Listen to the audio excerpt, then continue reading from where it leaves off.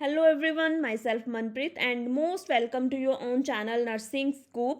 So in today's video, I'll discuss the clinical based MCQs on topic antipsychotic drugs.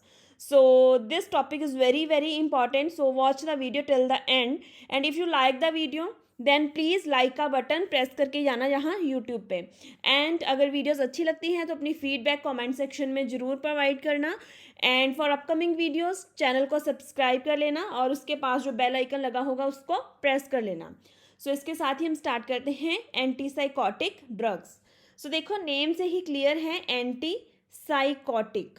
So means these drugs are used in treatment of various psychotic disorders. ठीक है, psychotic disorders like delusions, schizophrenia and bipolar disorder which involve the psychosis. ठीक है, so another name of antipsychotic drugs is the dopamine receptor antagonist. ठीक है, because these drugs block the dopamine receptors, especially these drugs block the dopamine two receptors. ठीक है, सो इसलिए हम इनको बोलते हैं DRA और डोपामिन रिसेप्टर ब्लॉकर्स। ठीक है, सो इसमें अब दो कैटेगरीज आती हैं एंटीसाइकोटिक्स की, एक होती है first generation antipsychotics and second one is the second generation antipsychotics.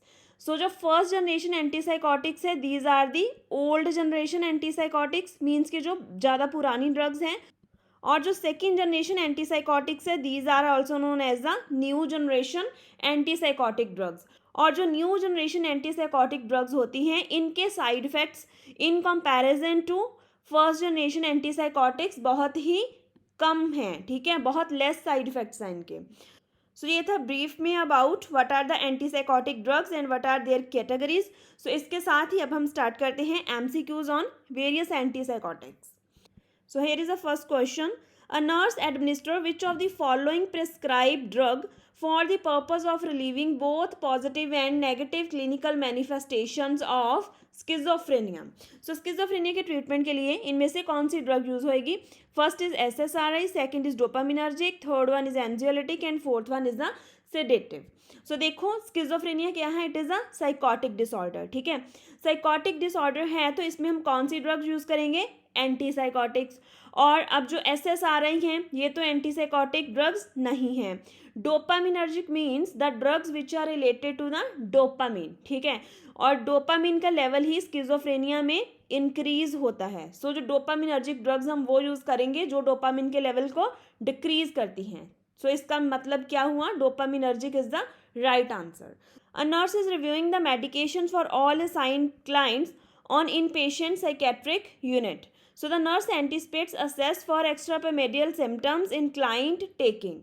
So nurse को देखना है कि इनमें से कौन सी ड्रग extrapyramidal symptoms कॉज करेगी। So options are risperidone, clozapine, haloperidol and ziprasidone. So इनमें से जो ड्रग कॉज करेगी EPS that is the haloperidol. So haloperidol is the typical antipsychotics which can cause the EPS। ठीक है, एक्स्ट्रापिरामिडियल symptoms. सो जितने भी typical antipsychotics हैं जो फर्स्ट जनरेशन एंटीसाइकोटिक्स हैं that put the patient at increase risk of the EPS। जो हमारी new generation या सेकेंड जनरेशन एंटीसाइकोटिक्स हैं उनके साथ EPS सिम्टम्स देखने के लिए बहुत कम मिलते हैं। सो इसका राइट ऑप्शन कौन सा हो गया? फिर ऑप्शन C। सो इसके साथ हम देखते हैं next question. So next question is a severe feeling of restlessness produced by some psychotropic medications means कि जो restlessness produced होती है by some psychiatric medications उनको पेशेंट मिस इंटरप्रेट करता है एज एंजाइटी और as a recurrence of the psychiatric symptoms. So उस symptom को हम क्या बोलते हैं? एकाइथीजिया, एकाइनीजिया, ब्रेडिकाइनेजिया और डिस्टोनिया। सो देखो ये EPS है, दिस इज द एक्स्ट्रापिरामिडियल सिम्टम। सो जो सिवियर फीलिंग ऑफ रेस्टलेसनेस होती है उसको हम बोलते हैं एकाइथीजिया। ठीक है, akathisia is the restlessness and this is the EPS, extrapyramidal symptom side effect of the typical antipsychotics.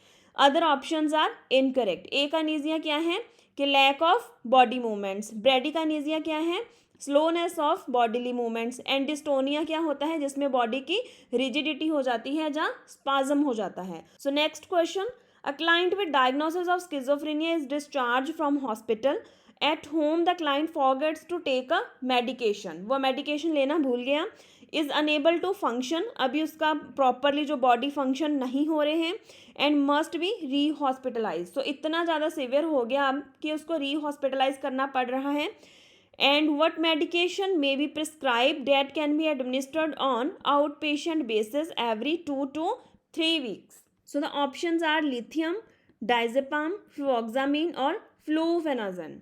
सो देखो इस क्वेश्चन में क्या है, ये question is about deport formulations. So deport formulations क्या होते हैं कि जब पेशेंट ऑरल मेडिकेशन अपनी अच्छे से नहीं ले रहा, ठीक है, मतलब कि वो कंसिस्टेंट नहीं है अपने ऑरल मेडिकेशन को लेके, और अगर वो मेडिकेशन टाइम पे नहीं लेगा तो सिम्टम्स सिवियर हो जाएंगे, जो भी उसकी डिजीज कंडीशन होगी. तो उससे बचने के लिए हम क्या करते हैं, हम डिपोर्ट फॉर्मुलेशंस होती हैं कुछ ड्रग्स की, मीन्स कि हम IM इंजेक्शन देते हैं उस ड्रग का पेशेंट को, और स्लोली वो 2-3 वीक्स के लिए जो ड्रग होती है वो बॉडी में रिलीज करती रहती है, और हमें फिर डेली मेडिसिन की ज़रूरत नहीं पड़ती. सो ऐसे ही हैलोपेरिडोल भी एक ड्रग है जिसकी डिपोर्ट फॉर्मुलेशन आती है. सो इनमें से जो करेक्ट ऑप्शन है that is option D, fluphenazine. So next question is, a client is being treated with a clozapine. So which findings during a nurse assessment indicates the client is experiencing adverse effect of clozapine? So clozapine के कौन से side effect हैं? Select all that, apply. So option A is increased restlessness and anxiety. So अभी हमने पढ़ा जो restlessness है that is the akathisia, and akathisia क्या है, EPS है, और EPS clozapine में नहीं होता है because it is the second generation, it is a newer generation antipsychotic. So next is extreme salivation. Yes, so जो clozapine होती है that causes the hypersalivation. So इसकी वजह से एक सिंड्रोम होता है जिसको हम बोलते हैं वेट पिल्लो सिंड्रोम, ठीक है. सो जब पेशेंट सुबह सो के उठता है, मॉर्निंग में जो उसका पिल्लो होता है वो पूरा वेट होता है due to drooling of the saliva. So extreme salivation is the adverse effect of the clozapine. So next है dehydration. So dehydration is not the adverse effect of this drug. So next is agranulocytosis. So मैंने बहुत बार पहले भी questions में बताया है कि जो agranulocytosis होता है that is a major side effect of the clozapine. So next is blood glucose 192 mg per dl. So देखो जो clozapine है this increases the blood glucose level. So this option is right. So next is a seizure activity. So clozapine एक ऐसी drug है जो scissor threshold को decrease करती है, और उस वजह से जो सीजर्स होने के रिस्क होता है वो इंक्रीज हो जाता है. और आप ऐसे भी इसको याद कर सकते हो, जो सीजर्स होती हैं वो डोज डिपेंडेंट होती हैं क्लोजापिन के, मीन्स कि जितनी आप क्लोजापिन की डोज इंक्रीज करते जाओगे उतना सीजर होने का रिस्क ज़्यादा होता जाएगा. सो इसमें से जो करेक्ट ऑप्शंस हैं, मीन्स के जो एडवर्स इफेक्ट हैं क्लोजापिन के, that is the extreme salivation, that will cause the wet pillow syndrome, then agranulocytosis, then blood glucose level increase हो जाते हैं, and seizure होने का रिस्क ज़्यादा हो जाता है, ठीक है. So this is the correct options. So question number 6 is, in conjunction with which classification of medication are THP, bipredin and benzotropine are oftenly prescribed? So options are anxiolytics, barbiturates, antipsychotics और antidepressants. सो इस question का जो right answer है that is antipsychotic drugs. So sometimes हमें antipsychotics के साथ ये drugs देनी पड़ती हैं. क्यों देते हैं हम? देखो हमने पहले पढ़ा है कि जो टिपिकल एंटीसाइकोटिक्स होते हैं स्पेशली, उनका एक मेजर साइड इफेक्ट होता है एक्स्ट्रापिरामिडियल सिम्टम्स. सो इन साइड इफेक्ट्स को ठीक करने के लिए, इनके ट्रीटमेंट के लिए हम ये 3 ड्रग्स को प्रेफर करते हैं, ठीक है. समझ आ गई कि एंटीसाइकोटिक्स के साइड इफेक्ट को ठीक करने के लिए हम ये तीनों ड्रग्स यूज करते हैं. सो नेक्स्ट क्वेश्चन देखते हैं. A client with schizophrenia has been started on medication therapy with clozapine. So now should assess the result of which lab study to monitor the adverse effect of this medication. So इसके जो options है that is a platelet count, liver function test, white blood cell count and none of the above. So इस question को मैंने पहले अपनी videos में discuss करा है कहीं पे. सो अगर आपको इस क्वेश्चन का आंसर पता है तो आप कमेंट सेक्शन में अभी पहले कमेंट करके बताओ. सो नेक्स्ट क्वेश्चन देखते हैं. A nurse notes that the client with schizophrenia is receiving antipsychotic medication and is moving her mouth, protruding her tongue and grimacing as she watches the television. So nurse determines that the client is experiencing which medication complication. सो आपको बताना है कि ये कौन सी complication है, ठीक है, क्यों हो रहा है ये. So first is parkinsonism, second is tardive dyskinesia, option C is hypertensive crisis and option D is neuroleptic malignant syndrome. So जो पेशेंट को हो रही है involuntary movement of the mouth, ठीक है, specially involving the tongue. So इसको हम बोलते हैं tardive dyskinesia. So what is tardive dyskinesia? It is the involuntary movement of the mouth, especially the involvement of tongue. ठीक है. सो जो पार्किंसनिज्म होता है इसके सिम्टम्स होते हैं वही जो पार्किंसन डिजीज के होते हैं, लाइक रिजिडिटी हो गई, देन ट्रेमर्स हो गए, ड्रूलिंग हो गया, ठीक है, ड्रूलिंग ऑफ स्लाइवा, ठीक है, वो सारे सिम्टम्स होंगे पार्किंसनिज्म में. सो हाइपरटेंसिव क्राइसिस में हाइपरटेंशन हो गया. न्यूरोलेप्टिक मैलिग्नेंट सिंड्रोम एक अपने आप में बहुत लाइफ थ्रेटनिंग कंडीशन होती है जिसमें फीवर होता है, रिजिडिटी होती है, ठीक है, और बहुत सारे सिम्टम्स होते हैं. सो यहाँ पे जो क्लिनिकल रिप्रेजेंटेशन है that is of the tardive dyskinesia. So next question देखते हैं. A patient is displaying the muscle spasm of the tongue, face and neck and his eyes are locked in a upward gaze. So he has been prescribed the haloperidol. So what is the priority nursing action? So in options को आप अच्छे से पढ़ो. So हमने कहीं ऊपर किसी question में इनडायरेक्टली ये आंसर डिस्कस करा है. So अगर आपको समझ आ चुकी है कि इसका आंसर कौन सा है, so कमेंट सेक्शन में कमेंट डाउन कर दो अभी. So इसके साथ ही हम देखते हैं next question. So next question है, a client with schizophrenia is taking atypical antipsychotic medication which is Closeup. So which of the following sign and symptoms suggest that the client may be experiencing adverse effect associated with this medication? Select all that apply. So Closeup के side effects बहुत ही important हैं. So इस पे बार बार question आते हैं इसलिए मैंने इस पे क्वेश्चन ज़्यादा रखे हैं इस वीडियो में. So इसके ऑप्शंस हैं सोर थ्रोट. देखो जो सोर थ्रोट होता है और जितने भी और फ्लू लाइक सिम्टम्स होंगे एंड फीवर होगा, that is due to the agranulocytosis. So agranulocytosis क्या है? Decrease WBC count. सो अगर WBC काउंट डिक्रीज होगा तो patient will be at increase risk of infection and he can easily develop the fever and flu like symptoms. So sore throat यहाँ पे बिल्कुल correct option हो गया. पिल रोलिंग मूवमेंट्स, इसका side effect नहीं है. This is a extrapyramidal symptom again. So polyuria is not usually noticed in patients who are taking Closeup. So it is commonly seen in lithium toxicity. So fever मैंने आपसे already discuss करा. So fever can be the adverse effect of the Closeup if WBC count decreases. So polydipsia again हमें देखने के मिलता है lithium toxicity में. And yes, orthostatic hypotension इसका एक side effect है, ठीक है. So इसका जो आंसर हो गया sore throat हो गया, fever हो गया and orthostatic hypotension हो गया. So next question देखते हैं. When teaching a group of the students in a psychiatric class about the use of antipsychotic medications, the nurse advised them that the certain symptoms can occur within the first few weeks of treatment. ठीक है, certain side effects की यहाँ पे बात हो रही है that can occur within first few weeks. So which symptom are likely to be occur? Select all that apply. So antipsychotic medication के आपको side effects select करने हैं जो हो सकते हैं within first few weeks. So acute dystonic reaction बिल्कुल सही है. It is a extrapyramidal side effect जिसमें बॉडी में हो जाती है रिजिडिटी.